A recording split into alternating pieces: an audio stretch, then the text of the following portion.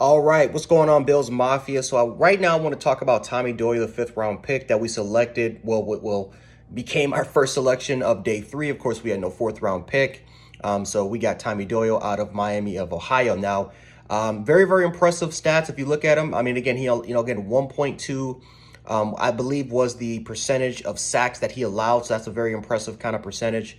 Tommy Doyle is a guy that is a big guy, 6'8", over 300 pounds, long wingspan. And if you look at what the Buffalo Bills have done, first you kind of grab Gregory Rousseau, who's 6'7", and now you kind of grab this guy now, who's another huge addition to the Buffalo Bills. I mean, the Buffalo Bills, I forgot about Spencer Brown. I know people will kill me for that, but yeah, then you had, Spencer Brown, another 6'8" guy coming out of Northern Iowa, and now you had Tommy Doyle, another 6'8" guy. I mean, the Buffalo Bills, Brandon Beane, I'm telling you, that dude has watched Attack on Titan.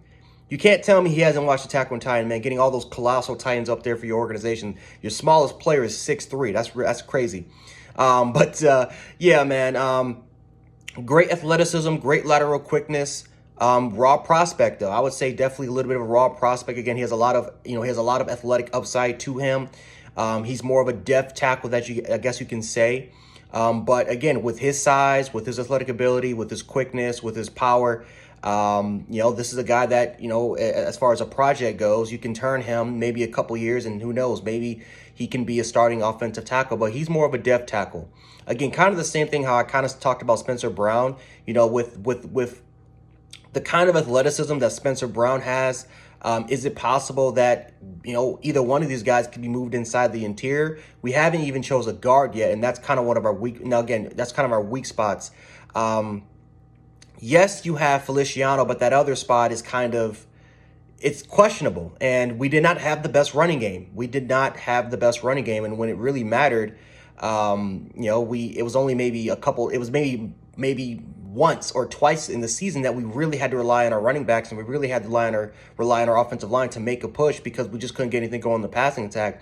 Besides that, Josh Allen really was the running attack when he was just scrambling. So we need to get that. So overall wise, I would love for that to get fixed.